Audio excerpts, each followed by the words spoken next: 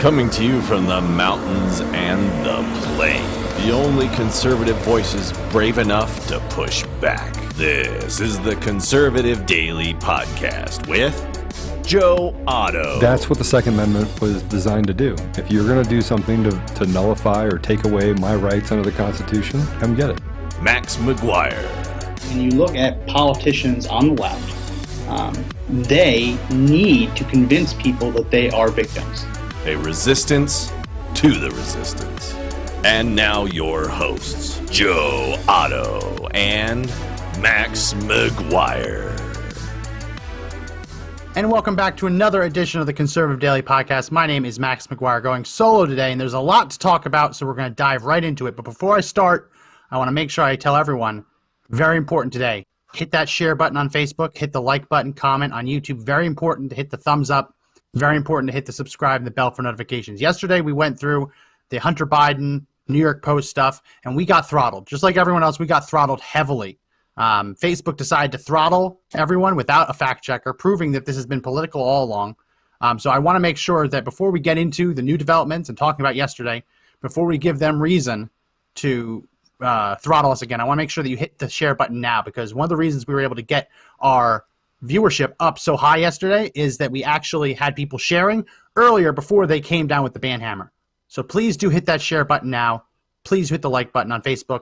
Hit the thumbs up. Hit the bell for notifications and the subscribe button.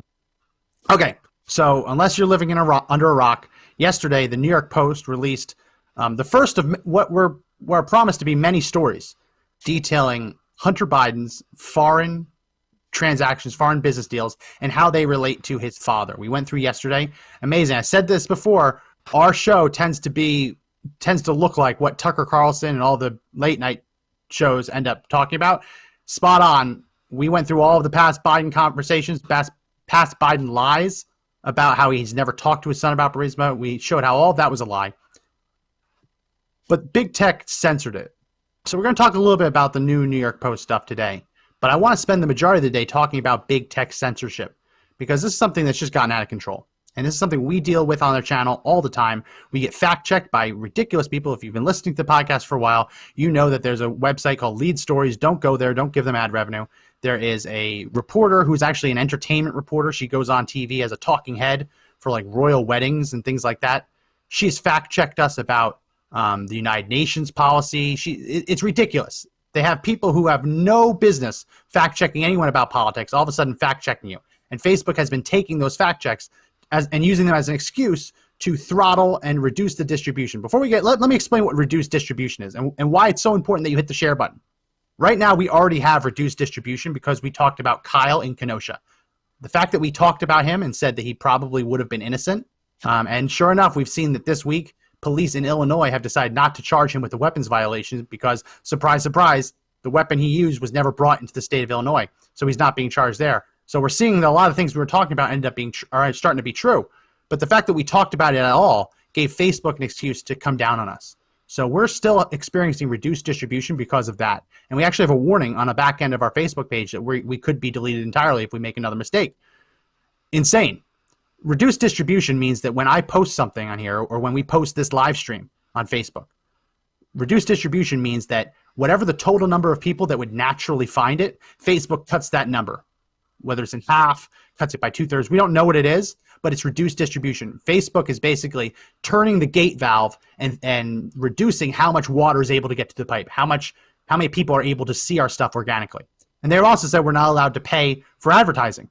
So it's amazing. Reduced distribution in that sense just means, okay, you can do what you want to do, and we're going to make it so that no one can see you. Luckily, we have an audience that shares a lot, that comments, that likes our stuff. So that has kind of pushed back against the algorithm and still gotten us into a couple hundred views at a time. But if people remember, before we got throttled this latest time, we were up to 2,000 plus people watching our podcast at the same time. So very, very important that you hit the share button today, because we're going to be spending this hour talking about how it is illegal. And I hear it from the left, I hear it from the right.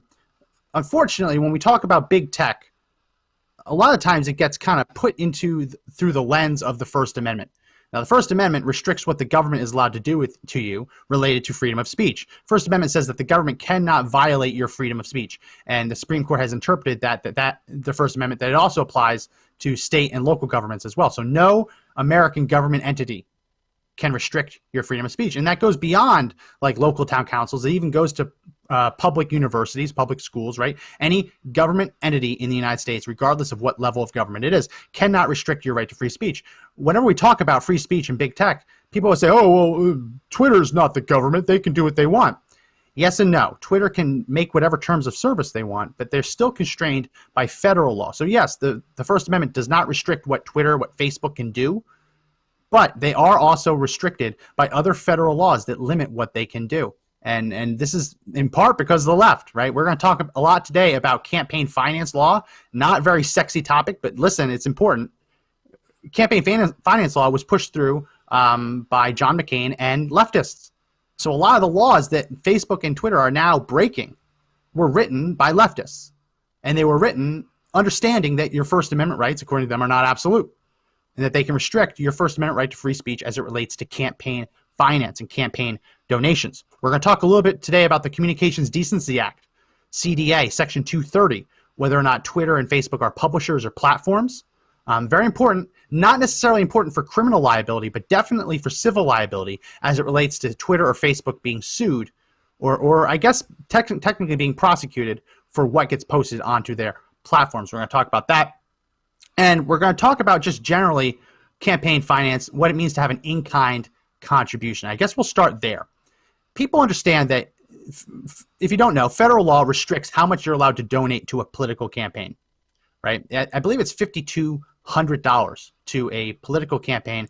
You can go ahead and fact check me. I think it's $2,600 for the primary, $2,600 for the general. It's around $5,000 that you as an individual are allowed to donate to a single presidential campaign. And that is split 50-50 in terms of funding their primary campaign and their general election fund. Roughly $5,000, $5,200. That's for individuals. If you are a corporation, it is illegal to donate to a political candidate. Lots of people don't know that. The Democrats have kind of conflated this and muddied the waters to say that, oh, companies are buying our elections. You can maybe make the argument that they're doing it through parallel advertising. Parallel advertising is the idea that a corporation or PAC or 501c4 will put out ads that run parallel to what the campaign is saying. It's not coordinated, right? They're not talking to the campaign and working together, but they're putting out similar advertising. That's fine. Like that's allowed because you have your First Amendment right to free speech. What's not allowed is direct contributions to a campaign from a corporation.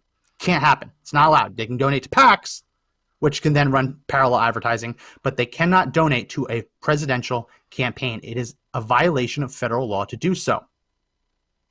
Why is that important? Because if what happened yesterday was done for political motivations, which I think we all understand that it was, then Twitter and Facebook as corporations are violating federal election laws. These are felonies. If the argument is that these were rogue actors within Twitter or Facebook who did this on their own and it wasn't company policy and they were just rogue, right? We always hear that, oh, rogue actors. Then it's still a violation because it exceeds the maximum amount that they can donate to a campaign by law.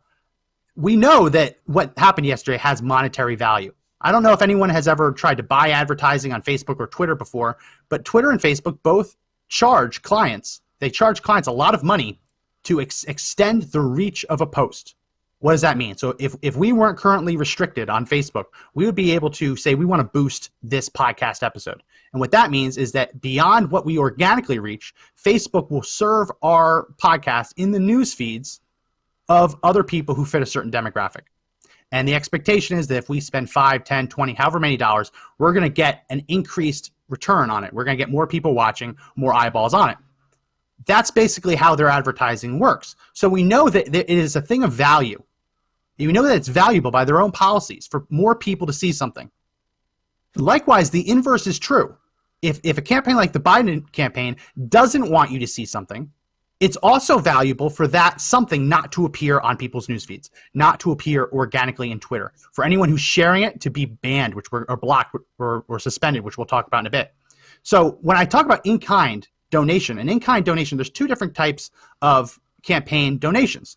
There's actual writing a check, which is the idea that you write a check out to a campaign, say, here you go, Mr. Campaign, here's my check, and I hope that I haven't exceeded the maximum amount allowed by law. An in-kind donation is not monetary itself. It's not a check. It's not cash. It's something else of value. So, an example, if you own, let's say, a wedding venue, and you decide that you want to rent out that wedding venue to a campaign, someone that you like, you support someone running for office, you want them to be able to hold a rally at your wedding venue. The issue that you run into is that if you typically charge more than the $5,200 allowed by law for that wedding venue, then you technically run afoul of FEC statutes, FEC regulations, because that's an illegal in-kind campaign contribution, right? Just as I can't donate more than $5,200 to a campaign, I also can't give them something that's worth more than $5,200, right? That's the in-kind campaign. So we've already established here that it is a thing of value to both expand the reach of something on social media and also to reduce the reach, right? If it's valuable to expand the reach to help one candidate, then it's also valuable for the other candidate to not have that reach expanded. We know that it's valuable. The question is, do you think what Twitter and Facebook did yesterday exceeds in valuation, exceeds $5,200? Now, on its own, right? Corporations cannot donate to political campaigns. So even donating $1 of in-kind contributions to Joe Biden's campaign or to advance Joe Biden's campaign would be illegal, right? So right there. But let's just do the hypothetical that these were rogue people. Does anyone really believe that what Facebook and Twitter did, putting their finger on the scale, banning Kayleigh McEnany? I don't think they banned her. They suspended her. Let's go ahead and we have that. Let's put up image 3. This is Kayleigh McEnany's private Twitter account. It was blocked last night. And this is what she received. What happened from Twitter? We have determined that this account violated Twitter rules, specifically for violating our rules against distribution of hacked materials. So they took the private Twitter account for the White House spokeswoman and they blocked it. They blocked her from tweeting. Why? Because she tweeted out new bomb emoji.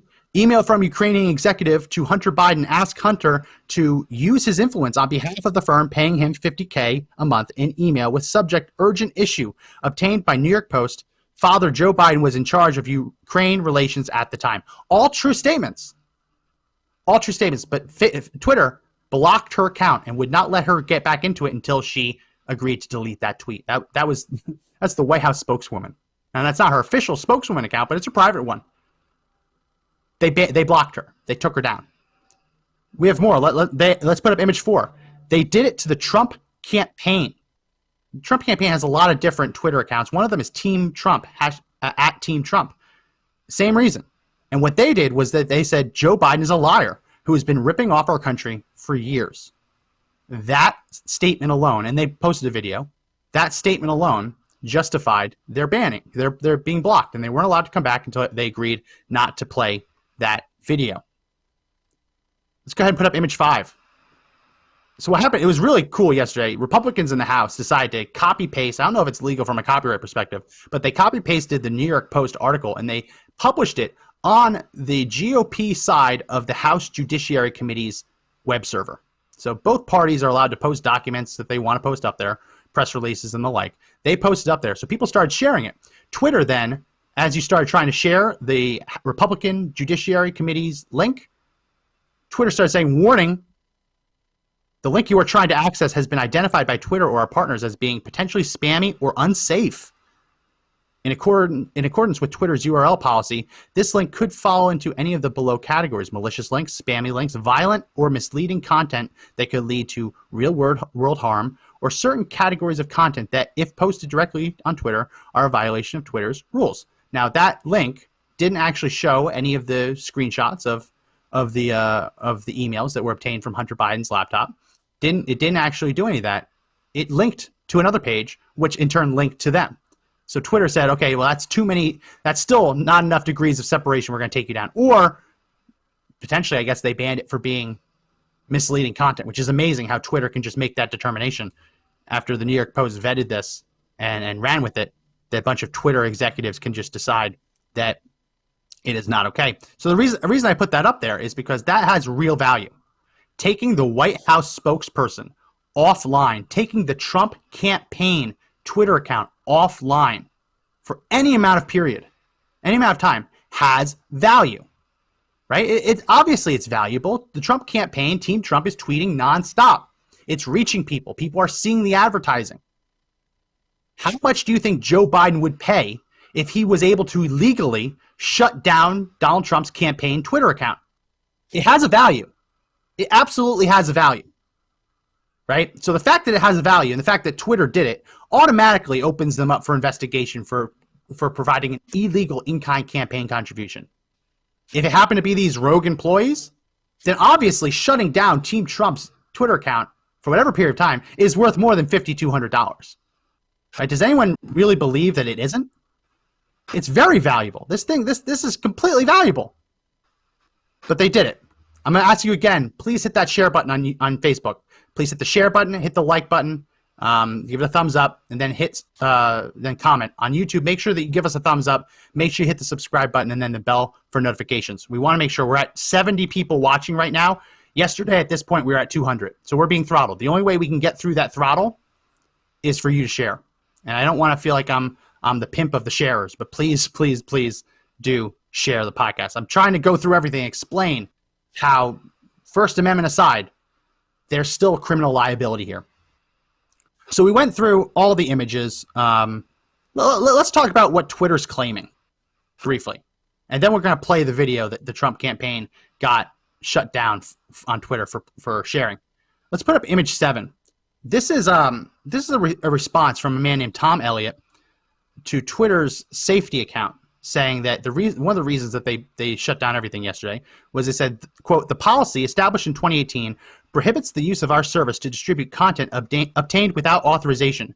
We don't want to incentivize hacking by allowing Twitter to be used as distribution for possibly illegally obtained materials." And then Tom Elliott responds, "Content obtained without authorization describes almost all good journalism." And he's right to an extent, right? You don't see them taking down Edward Snowden's account, right? They didn't take down WikiLeaks, right? When the New York Times was running with Trump's tax returns, obviously bogus, now discredited, right? Trump paid a lot more than $750 in tax. That was a lie.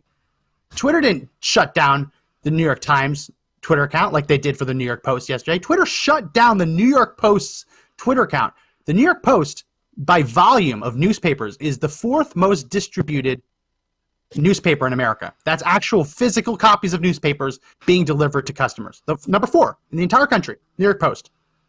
Twitter shut down their Twitter account last night because they dared to talk about Hunter Biden, Joe Biden, and Burisma. They're also trying to claim that it's hacked. We talked about this a little bit yesterday. It wasn't hacked. Hunter Biden was not hacked. What Hunter Biden did is he brought 3 laptops. We thought it was 1. It was actually 3. He brought 3 laptops to a laptop repairman in Delaware and said, "Hey, these have water damage. They need to be repaired." The laptop repairman repaired them, tried to contact Hunter Biden for him to pay for it. I think it was $85. Tried to get Hunter Biden to pay $85. Hunter Biden was a no-show. Didn't answer the phone, didn't pay it. After a certain amount of time, that property becomes the repair shop's property. They repaired something. He defaulted on the payment for that repair. That repair shop owns it. He didn't get hacked. He put his laptop in to be repaired, and he forgot about it. I want to ask this question, and let me actually make it a poll. I want to ask this question. I want you to do the poll. How much crack does someone need to smoke to forget that they put 3 laptops in to be repaired? How much crack? Seems like a lot of crack. How much crack does someone need to smoke to forget about a laptop? I don't know. Let's just do 1 ounce. I don't know. I've never smoked crack. 2 ounces? Let's say all the crack. So there's your poll. I'm putting it up right now on Facebook. How much crack does someone need to smoke to forget about a laptop? And your options are 1 ounces, 2 ounces, or all the crack. I can't imagine smoking so much crack that you forgot that you put 3 MacBook Pros in to be repaired. I mean, think about that. Those aren't cheap. $2,000 plus. Now, listen, Hunter Biden has created this whole persona of, "Oh, I don't have money." Remember when his little baby mama was going after him for child support. He says, I don't have money. I have no money, right? He said, I'm poor. I have no money. But at the same time, he's literally throwing out MacBooks any time that water gets spilled on them. He won't pay $85, and he just leaves $6,000 plus of computer hardware at a repair shop. It feels like it would be all the crack. I can't imagine any sensible amount of crack would lead to him forgetting about that, which is why this whole story is so stunning. And yeah, people are agreeing. 15% have said one ounce of crack. 85% have said all the crack. I agree. It's all the crack. All the crack. So let's go ahead and put up image 6. This is from Molly Hemingway. This is where Jack from Twitter was apologizing for how they handled it. And Jack said, quote, our communication around our actions on the New York Post article was not great, and blocking URL sharing via tweet or DM with zero context as to why we're blocking, unacceptable. Molly Hemingway responds, in all caps, the communication is not the problem. The election interference is the problem. It must be stopped. I mean, this is how tone deaf they are. They don't even realize. They think that we're actually angry about communication. No, we're angry that you tried to put your finger on the scale to stop an October surprise. There's nothing more valuable in American politics than an October surprise, right? The idea of something coming out unexpected to reshape a political campaign within a month of the election. That's the October surprise. They tried to do it with Trump, with the grabbing women video. Didn't work. Trump team, Rudy Giuliani, coordinated with the New York Post to make sure that the American people knew about the Biden crime family. It's obviously valuable. So again, if Twitter and Facebook as a corporation did this on purpose, which it sounds like from Jack, he's not even apologizing for what they did. He's just saying they didn't provide good enough communication about why they did it. So right there, he's admitting that they did it, right? Any donation, any attempt to restrict an October surprise, you can't define it as anything other than an in-kind campaign contribution to Joe Biden's campaign to further his campaign. You can't do it. So I want to put up image 8. This is Team Trump. So after they were banned, they got their account back and said, we're back, and we are reposting the video Twitter doesn't want you to watch. Joe Biden is a liar who has been ripping off our country for years. Pass it on. And I know that I need to play this video for you right now. So let's go ahead and play cut 4. I have never discussed with my son or my brother or anyone else anything having to do with their businesses, period. I did anything wrong, and I didn't realize he was on the board till after he'd been on the board, and at the same time, he has come forward and said it was a mistake on his part to be on the board. I don't know what he was doing. I know he was on the board. I found out he was on the board after he was on the board, and that was it. The fact is, I was unaware of his investments until those occurred, and I've never discussed what my son's business with him because I didn't want any conflict. I don't discuss business with my son. I didn't know that was the case. I've never spoken to my son about his overseas business dealings. I've never discussed my business or their business, my sons or daughters, and I've never discussed them. All spot on. And notice all the clips we were playing yesterday on our show. And the reason I feel comfortable enough to share that is because, as you notice, if you have an eagle eye, all of the email addresses in that were blurred out. So that's what Team Trump, they said, okay, you can have your account back, but you can't share email addresses. That's why they took them down. It's so ridiculous. It's so ridiculous. They took them down for attempted doxing. And let's go ahead and put up image 2. This is Donald Trump Jr. responding to Twitter's decision to ban the GOP Judiciary Committee's link. The House Judiciary GOP tweeted out, Twitter has blocked users from tweeting the link to the New York Post story on Hunter Biden, so we put it on our website for you to read and share. Click, share, and retweet.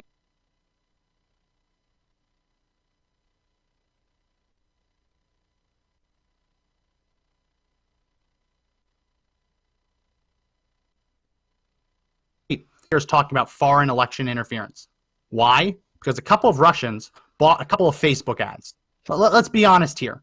Russian election interference, the whole scandal that we've been talking about for years, I think it was like under $10,000 of Facebook ads, which might seem like a lot. It isn't.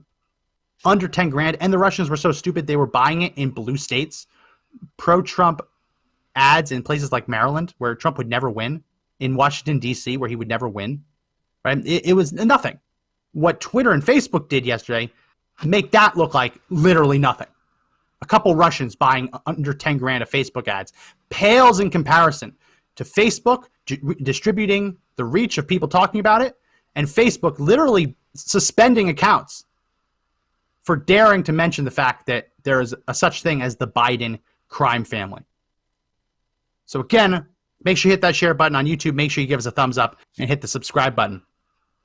So let's talk. We're going to get back to this, but I want to mention what we learned today from Twitter. I want to mention what we learned today. So let's go ahead and put up image 9. Now let's keep this up for a little bit. This is from the New York Post. New York Post published this. This is their graphic. I want to show you what it says. And notice that anyone who's trying to take us down, the email addresses have been skillfully scribbled over with a black marker. That took me much longer than I care to admit.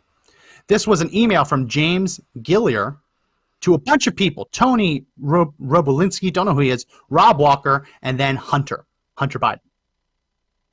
This was an email from James Gilliar. And it says, as I had already alluded, we have discussed and agreed to the following remuneration packages.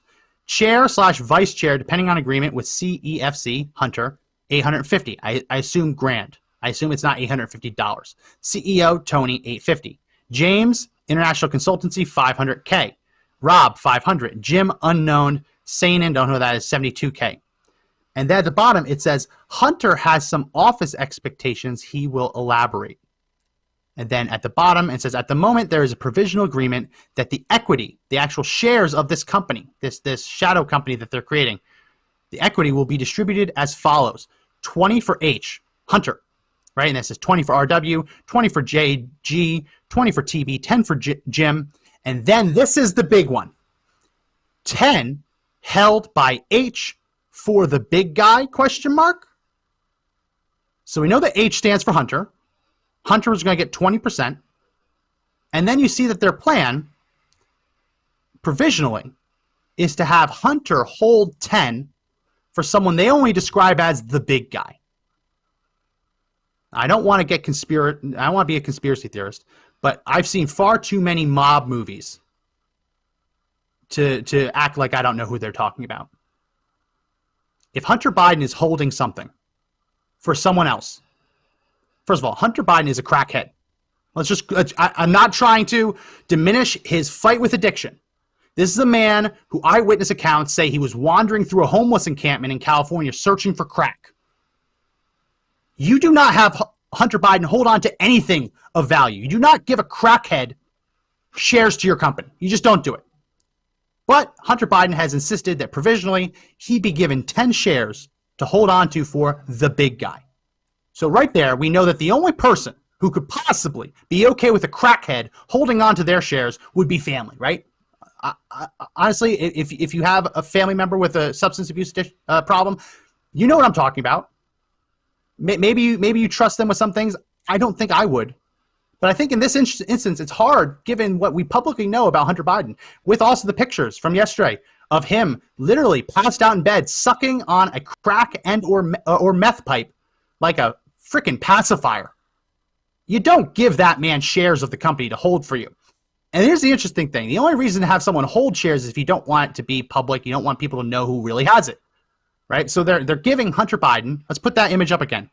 They're giving Hunter Biden, H, 10 of these shares to hold for the big guy.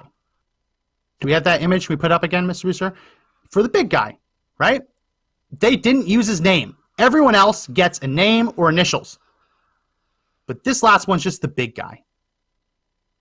Does anyone think long and hard, in relationship to Hunter Biden, crackhead, what big guy would trust Hunter Biden, crackhead, with holding on to shares, obviously in some kind of scheme that they don't want to be public knowledge? Who would the big guy be? Post in the comment section. Who do you think the big guy is? Who do you think the big guy is? I want you to post in the comment section. Who is the big guy that Hunter Biden would be holding on to the shares for? I think it's Joe Biden. I'm just going to say it. I think it's at that point, I think the big guy is the sitting vice president of the United States. I think that's the big guy. Anyone disagree? Free to disagree. If you think there's another big guy in Hunter Biden's life who would trust him with holding on to shares for a company that they don't want people to know or actually belong to someone else, feel free to let me know. But I have a feeling that the big guy is Joe Biden. Let's do it. But I have to say at this point, for the fact checkers, we do not know who the big guy is. We don't know who the big guy is, but we do know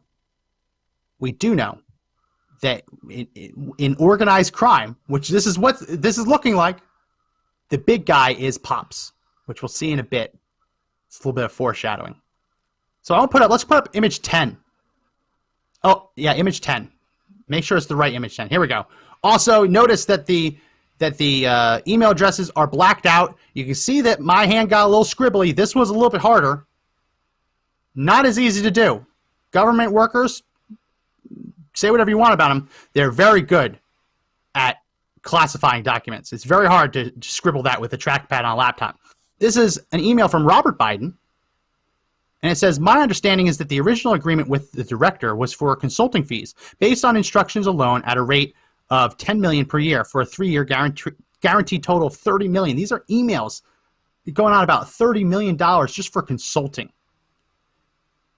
And this is the important part. The chairman changed the deal after we in Miami to a much more lasting and lucrative arrangement to create a holding company, 50% owned by me and 50% owned by him. So right there, we know the chairman is a man. So right there, we know the chairman is a man. We don't know what man, but that takes out more than 50% of the population, right? More than 50% of the population are women. So right there, we know the chairman. We can take half of the possible people in the United States and wipe them out. Has to be a man. 50% owned by him. Consulting fees is one piece of our income stream for the reason this proposal by the chairman was so much more interesting to me and my family is that we will also be partners in the equity and profits of the JV's investment. And you can see there it says much more lasting and lucrative arrangement. So we just heard the big guy. Or we just heard the big guy. We don't know who the big guy is. Assume it's Joe Biden. That's what I assume. This next part, we see the chairman. The chairman. What does the chairman do? The chairman changes the agreement at the last minute. And let's put that image up again. Put image 10 up one more time, Mr. Producer. I want to make sure I get this right. The chairman changed the deal to a much more lasting and lucrative arrangement. And it's just one part of our income stream. But the reason this proposal by the chairman was so much more interesting to me and my family is that we would also be partners. I don't know who the chairman is. Chairman could be someone else. Maybe it's another chairman of the board, something there. It seems very strange that in the emails where they're open about naming people, saying who these people are, it just seems very, very strange that in this moment, every time they're talking about someone else who's running things, they give him a euphemism. They give him the big guy, or if it's the same person, the chairman. And we know in this case, the chairman changed it in a way that would be lucrative for the Biden family. I don't know. It's just, there's a lot here. And then I want to play this. This is a video from Rudy Giuliani. They've been scrubbing this. This video does not have any confidential information on it. It's just Rudy Giuliani talking about a text message, which is what we're doing. Both Facebook and Twitter have come out and said that as long as you're just talking about it and you're not showing like the doxing information, it's okay.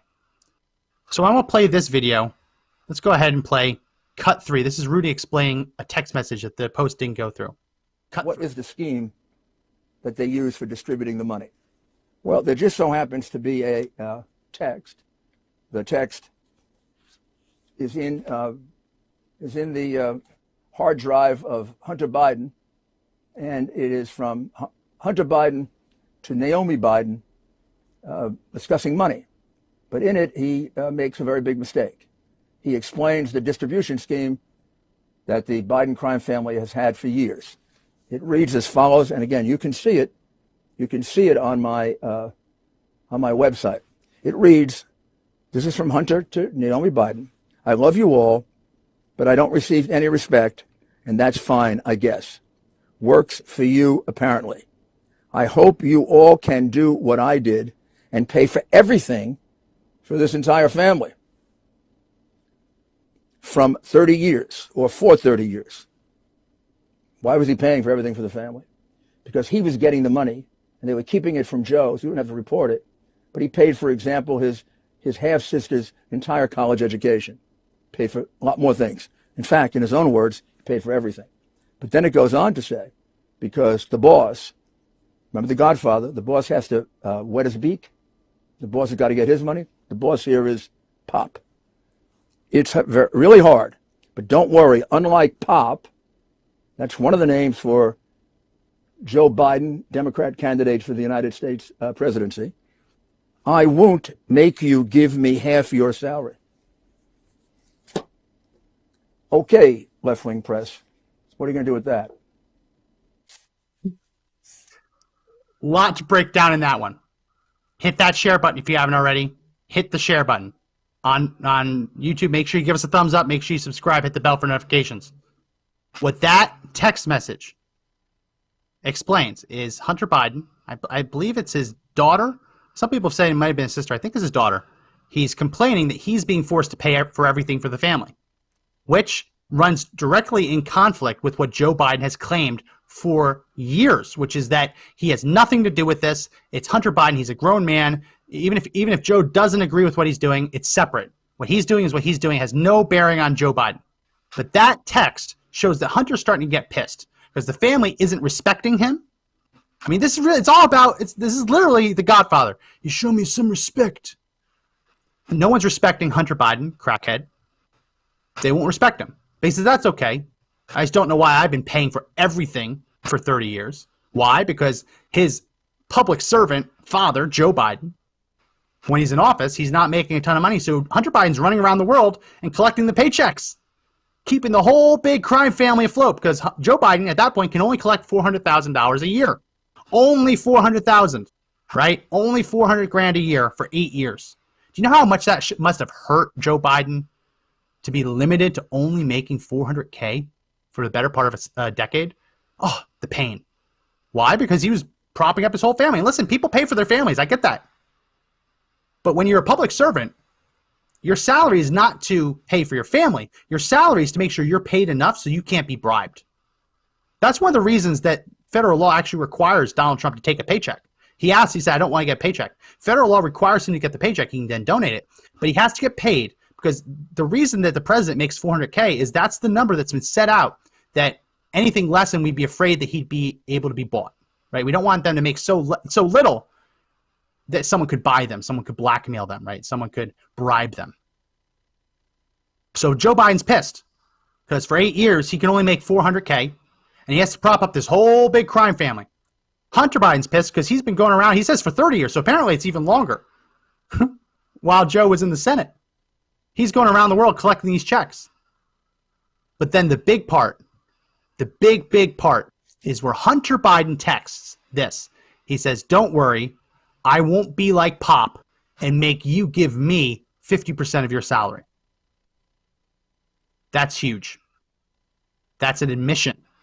Unless there's some other Pops. Unless Pops is some other figure, right? Again, we're seeing these euphemisms used to describe someone who's over Hunter Biden. We have the big guy, we have chairman, we have Pops. I assume that when Hunter Biden talks about Pops, he's talking about Joe Biden.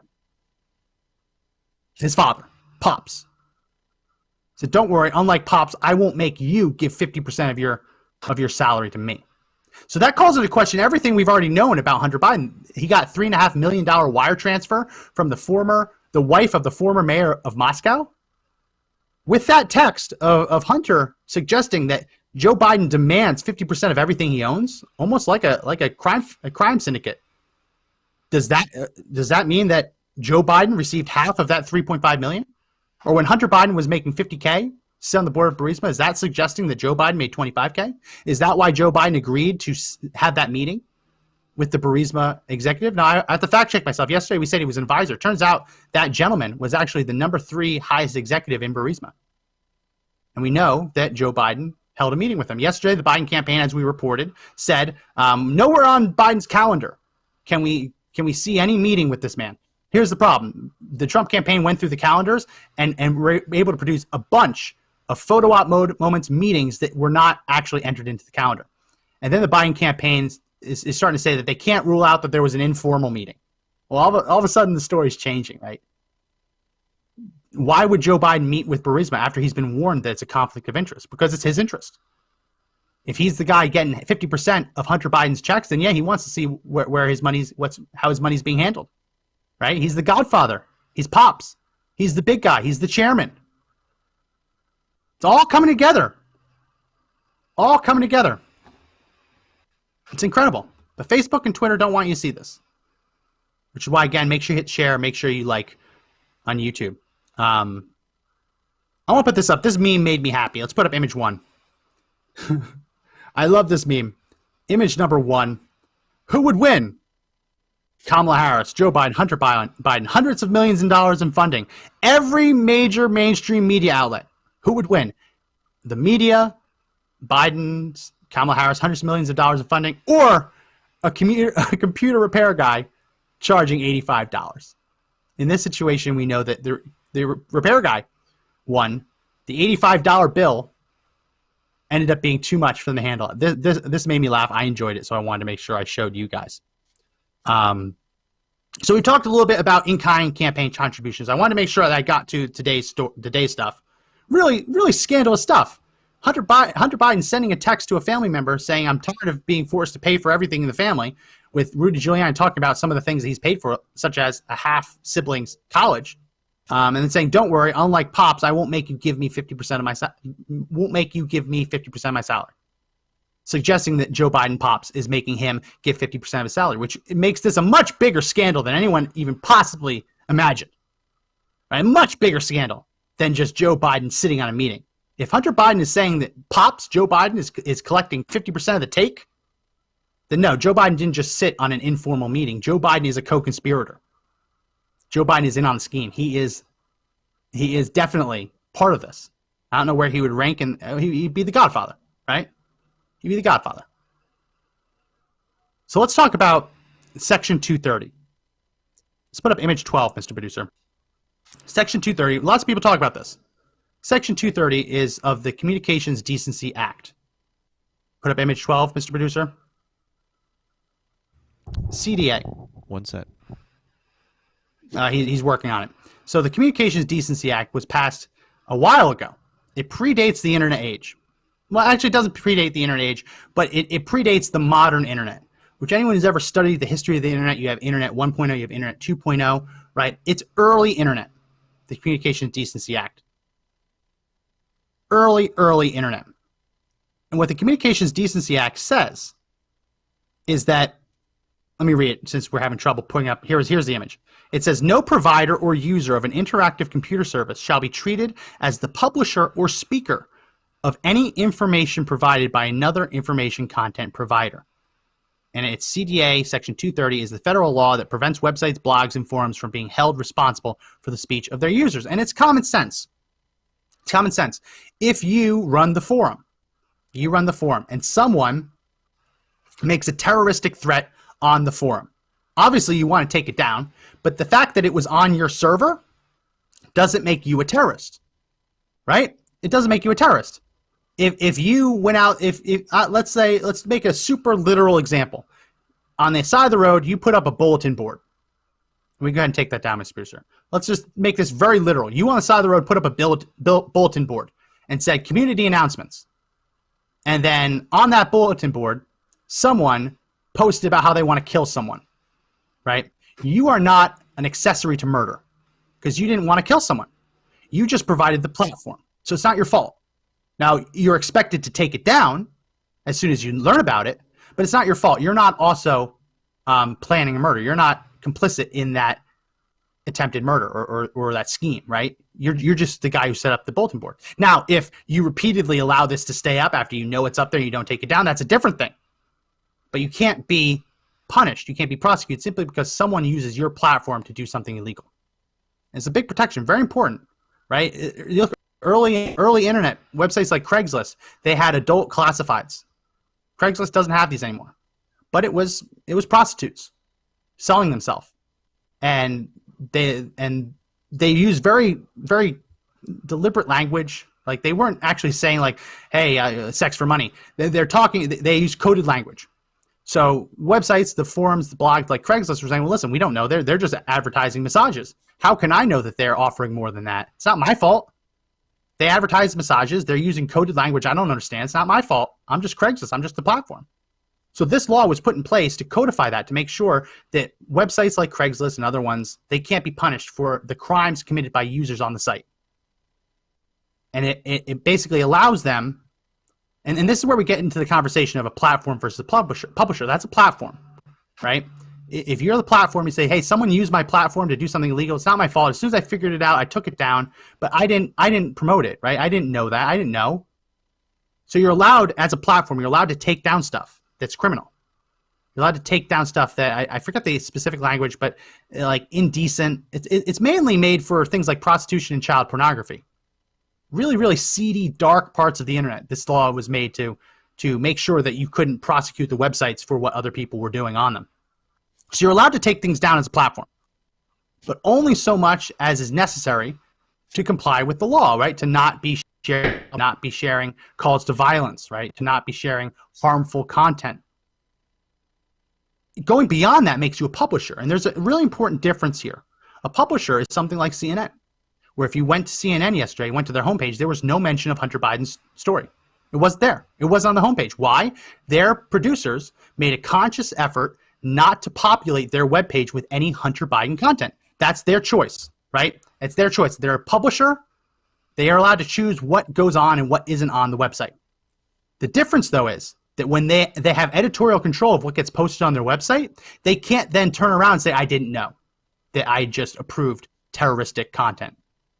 Right, so that's the whole thing. If you're a platform and people are doing bad things on the site and you had no idea, fine, you're not liable. But if you are vetting what gets posted and you're deciding what is posted, what isn't posted, what can be posted, what can't, what gets distributed, what doesn't, which is what Facebook and Twitter are doing, then you're no longer a platform. You're a publisher. You're editorializing, right? Reddit. Anyone's ever been to Reddit? There was a huge scandal a while back on a subreddit called The Donald. It was the largest pro-Trump subreddit on the site. I used to help moderate it back in the day. There was a huge scandal because the actual one of the executives, I think he actually was a CEO, one of the executives or one of the founders of Reddit, Spez, he had gone in and edited a Trump supporter's comment. He went into the back-end system of Reddit and found a Trump supporter criticizing him, and he edited the content. So this other user typed something out. It was legal, complied with the terms, but the executive didn't like it. So he went in and changed what the comment actually said. At that point, they are not a platform. They're a publisher because they're actually changing people's content, right? So as soon as you're a publisher, you lose the protections of not being criminally responsible for what goes on the site or civilly responsible. I mean, think about all the things on Facebook, all the stories we have. We've had people's executions be filmed on Facebook. We've had ISIS actually recruit on Twitter, right? Farrakhan was recruiting on YouTube, right? You talk about all the really horrible stuff that's been put on social media and was allowed to stay up, right? There are terrorists on Twitter right now recruiting, and Twitter doesn't believe it's a violation of the terms of service. Horrible advocates of Sharia law on Twitter, nope, not a violation of their terms of service, right? So the criminal aspect, yeah, like they can be criminally held responsible. As soon as they've entered into the publisher realm where they're going to decide what can and cannot be posted, they can't claim ignorance when bad things are posted. But from a civil perspective, if they are helping enable criminals, people who have stolen money from a bank, if you've determined that, hey, they were organizing the scheme on Facebook, after Facebook has already said we're going to be the arbiters of what can and cannot go on the site, Facebook can't claim that they're not a publisher. Right? They can't claim they're just a platform because they're publishing. Right? People who have kidnapped people and use Facebook Messenger to work out the different details. Listen, all these things have happened on Facebook. So from a civil perspective, anyone who's been harmed by a criminal who has used Facebook to further their crimes, they can hold Facebook responsible because Facebook is not a platform. Facebook is a publisher. And by virtue of entering into that realm of being a publisher, Facebook cannot claim ignorance. They cannot claim that, oh, well, I didn't know that they were using my site to plan their terrorist attack. I had no idea. Like Twitter can't say I had no idea that ISIS was recruiting on our site because they've been warned about it. They said it was okay, and then they admitted that they're a publisher. So that's the other bit. That's the other bit from a civil perspective. Twitter and Facebook can be held accountable through civil lawsuits. Anyone who's been harmed by any criminal who used Facebook or Twitter to further their crime, you can make the argument now. You know, it's going to be a tough argument to make. You got to get before the right judge. You got to do judge shopping just like the left does. But you find the right judge, you make the right argument, all of a sudden you're in business and you're at the appeals level. And then you have a chance, right? Because Facebook and Twitter and all these other companies, they can't claim that they're a platform if they're editorializing, if they're playing God and getting to decide what can and cannot be posted. They can't then claim ignorance when illegal stuff is posted. And yeah, Sharon just posted in the comment section on Facebook. They've all been warned about this. They've known about this for a long time. So criminally, civilly, they can be held responsible. But the interesting thing is, like, what do we do about this, right? What can we possibly do about this? What can we do? People always say, what can we do about this? Well, we're running a campaign today. I'm going to try and pull it up. We're running a campaign today to pressure Congress, not just to subpoena these guys, but to actually make the criminal referrals to the FEC and to the DOJ. Because Congress has the ability to do that. Listen, the heads of Twitter and Facebook have all been brought before Congress before, and they've all testified that they do not engage in political censorship. They've all testified under oath that they don't engage in political censorship. What we saw yesterday was absolutely political censorship. The players involved at Facebook, who, I forget his name, Andy Stone. Yeah, remember, great memory like an elephant. Andy Stone, he wrote yesterday that he's not going to let it be shared. They're deliberately reducing the distribution. And he was encouraging the fact checkers to have at it, right? Encouraging the fact checkers to go after it. I want to make sure I get this right so I don't get fact checked. Andy Stone is now head of policy communications at Facebook, but he used to be in Senator Barbara Boxer's office. He used to work for the DCCC, which is the Democratic Congressional Campaign Arm. He used to work for House Majority PAC, which is the Democrat PAC. He's a Democrat. And he's now making the decision on what stays and goes. And he's the guy encouraging fact checkers to take out the New York Post. All they have to do is say missing context. They don't even have to say it's false. They just have to label missing context or partly false, and they can prevent, they would have a legitimate reason to prevent people from seeing it.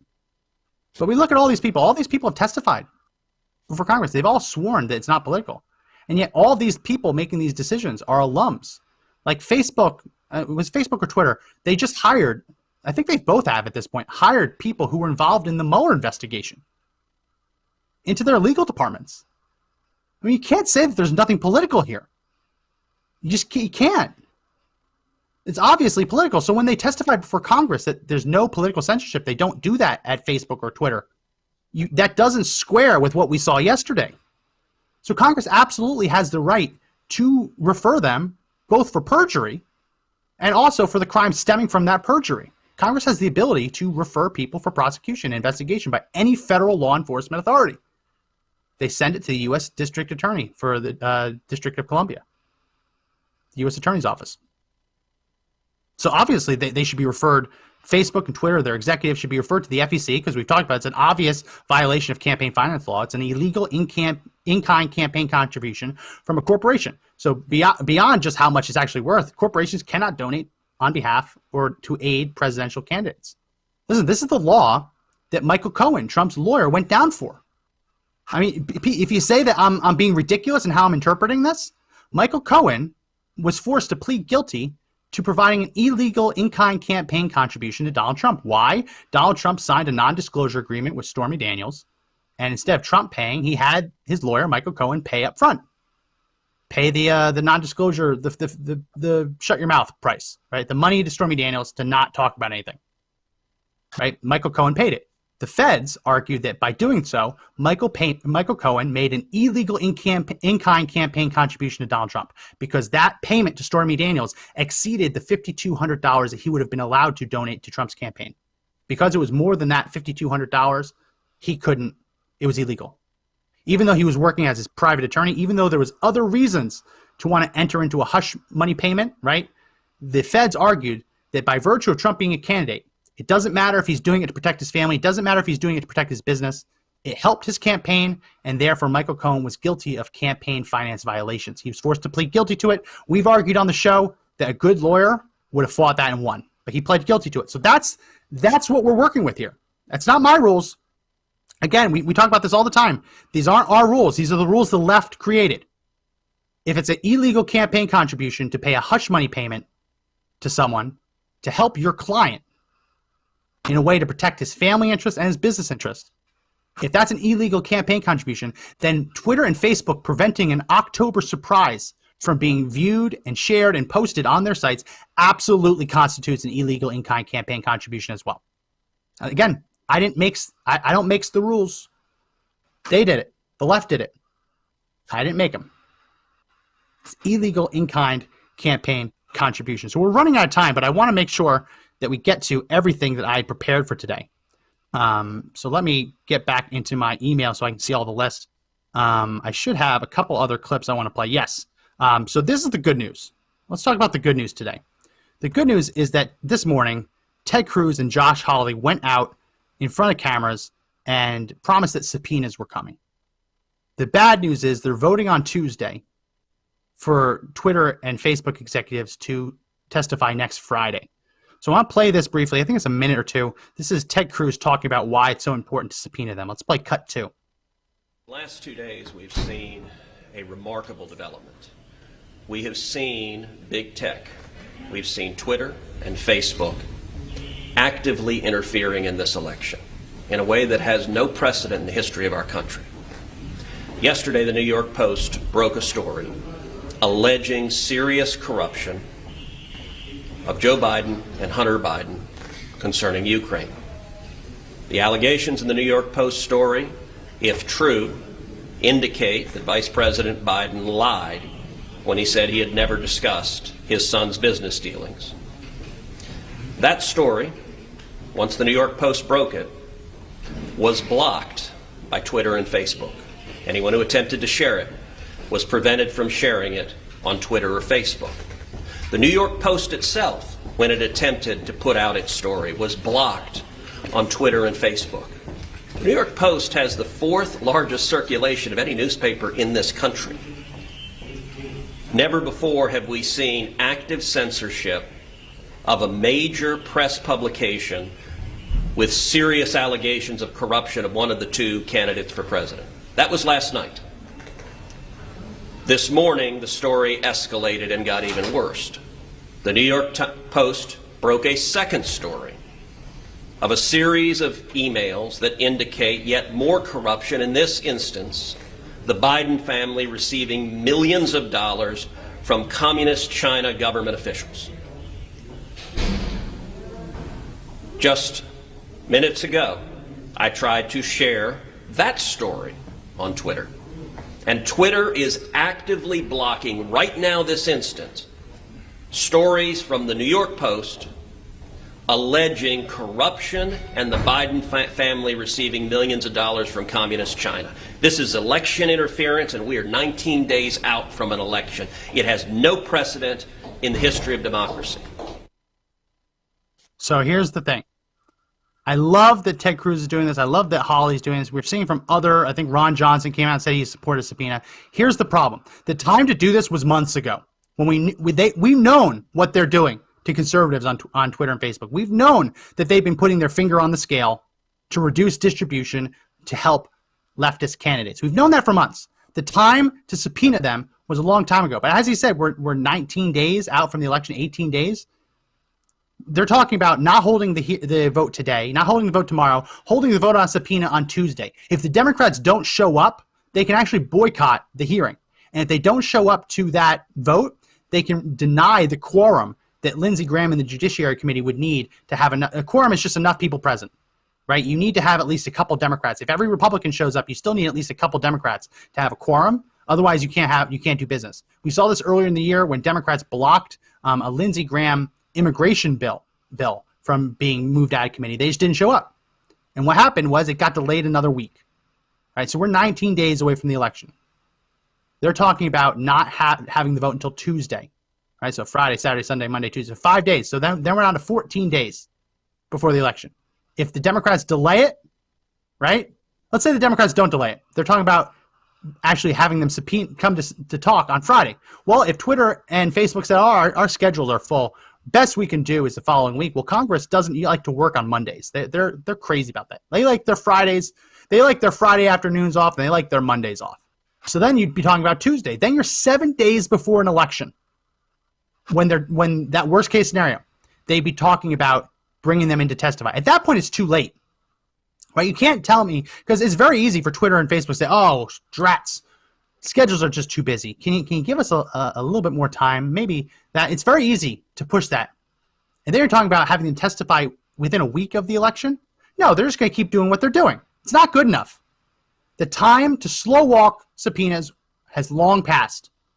It's time for action. As I mentioned, all of these players have all testified under oath. And the GOP has done a good job with this, getting them under oath, answering questions about political censorship. They've all said it doesn't happen. It's obvious from yesterday it does happen. When the New York Times broke the story about Trump's tax returns, Facebook and Twitter let it go. In fact, they made it a trending topic. Not only that, but their staff editorialized sections so people could get summaries from what was going on with Trump's taxes. So it wasn't just compiling all of the articles about Trump's taxes. Twitter employees actually wrote words into their system to summarize what's going on, to make it easier for people to understand. They editorialized it. So when the New York Times illegally obtained Trump's tax returns, they didn't care. But when the New York Post obtains Hunter Biden's emails, it's, oh, whoa, can't do that. And again, it's not illegal.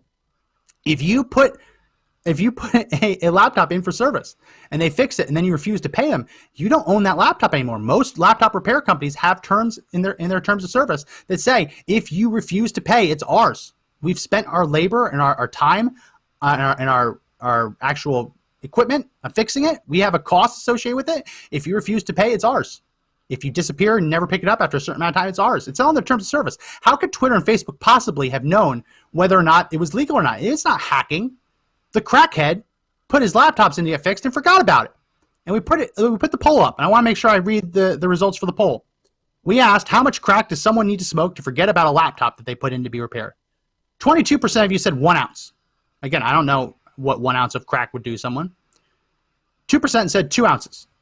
77% said all the crack. I believe that. I believe that there is not enough crack in the world that would make me forget that about my 3 MacBook Pros. I mean, maybe there is. I don't know. For Hunter Biden, someone who, again, claimed that he was poor in the poorhouse to avoid child support payments, you'd think that he'd care about getting his MacBook Pros back. I don't know. But we see these emails of him getting millions of dollars for the Biden crime family. I don't know. I don't know. And I want to put this up. This is interesting. This is a 2016 article. Actually, a cover. Can we put up image 11? I thought this was fake. It isn't. This is Hunter Biden and Joe Biden on the cover of Popular Mechanics, I believe in 2016. And the headline, the title of the Popular Mechanics magazine is "Things My Father Taught Me." And I think it's very interesting. I don't want to make it a dig on anyone's parenting, but we've seen over the last 2 days Hunter Biden not only participating in overseas criminal activity, but actually that Joe Biden was involved in it. Not just holding meetings, but based on Hunter Biden's text messages. And that's the amazing part of this. He had a MacBook Pro. I assume he had an iPhone. He probably linked it. We've seen a couple of them have iCloud addresses. So it's linked. So when Giuliani got the laptop, he also got all the text messages because they were linked, which is...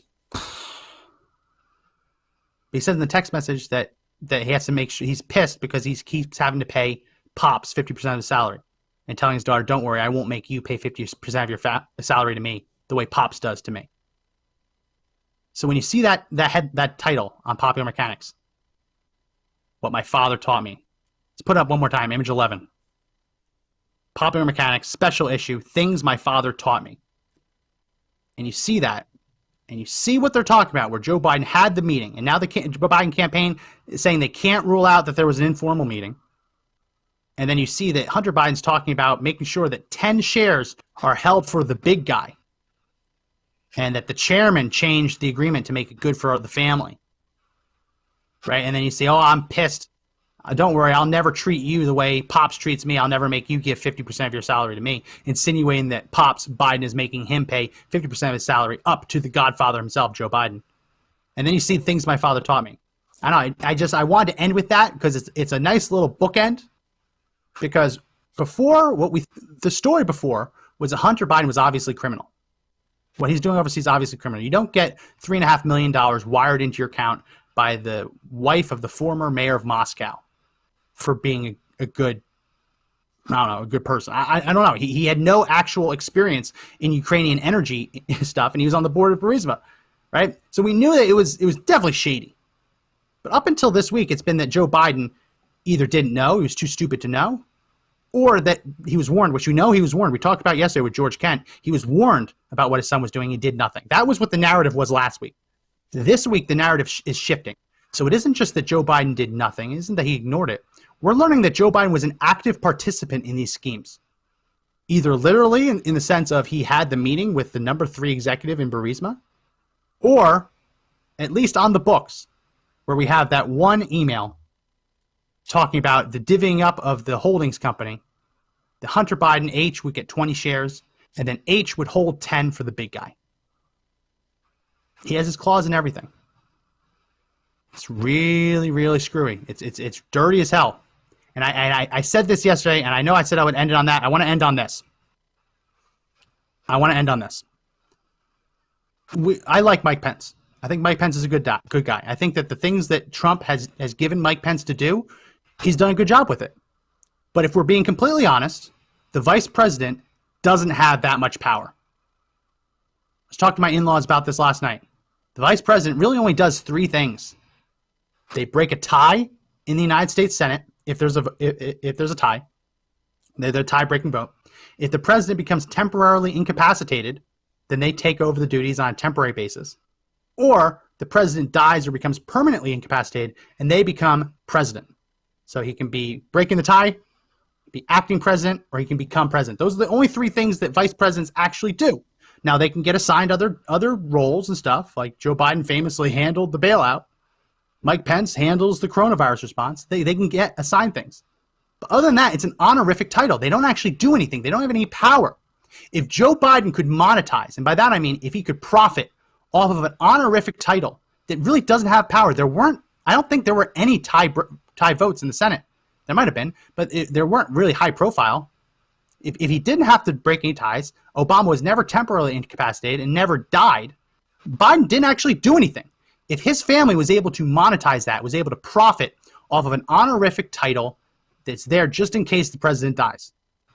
If he was able to do that, what do you think Joe Biden would do if he became president? Commander-in-Chief of the United States military, leader of the free world. Do you think he'd be able to monetize that too? I think Hunter Biden would probably be working overtime to make sure that he could pay the family. Got to pay 50% into the family. It's incredible. You can't vote for Joe Biden. If you know someone voting for Joe Biden, you have to stop them. You have to. We cannot have this. Well, that's going to be it for this edition of the podcast. Again, if you like this, make sure you hit that share button on Facebook. Make sure you give us a like. Make sure you comment on YouTube. Make sure you give us a thumbs up. Make sure you hit the subscribe button and hit the bell for notifications. If you like the show, we go live 2 p.m. Monday through Friday on Facebook and YouTube. That's the live show, which we broadcast the video. We also have the audio podcast. And I know not everyone can watch when we're going live. That's fine, right? You can watch it later. It'll be posted on Facebook and YouTube for you to watch after the fact. Or as you go about your day, you can listen to the audio version of the podcast. And this is where it's really important. If you haven't already, please do subscribe to the audio version of the podcast. You can do so on Apple Podcasts. You can do so on Google Play, on Spotify, iHeartRadio, TuneIn, or Podbean. Now, Apple Podcasts is very important. If you have an iPhone or MacBook, haven't already, go over there. Please, please, please leave us a good review. We're trying to move our way up in the rankings for American political podcasts, and the only way we do that is by good reviews, 5-star reviews, and subscribes. So please do that if you have an iPhone. It only takes a couple seconds. And all those links are in the description. We're also on Parler, at Conservative Daily. If you follow us there, we'll be happy to follow you back. We have a link for you to buy some merch, help support the channel. We also have a link for you to join our email newsletter. Very important. We've seen what Facebook and Twitter are willing to do. Eventually, they're going to come for our show, too. And it's very important that you sign up for the email newsletter so that when that day comes, you know what we're going to keep doing with the show. Also, very important because we have action alerts. Today's action alert on our email newsletter is to pressure Congress to issue those subpoenas immediately and to make sure that there are criminal referrals that are issued. So make sure you sign up for our email newsletter. Again, link in the description. Well, that's going to be it for this edition of the podcast. Again, my name is Max McGuire. Thank you for watching. And remember that the fight to take back our country clearly isn't over, but the only way we win is if we all stand together.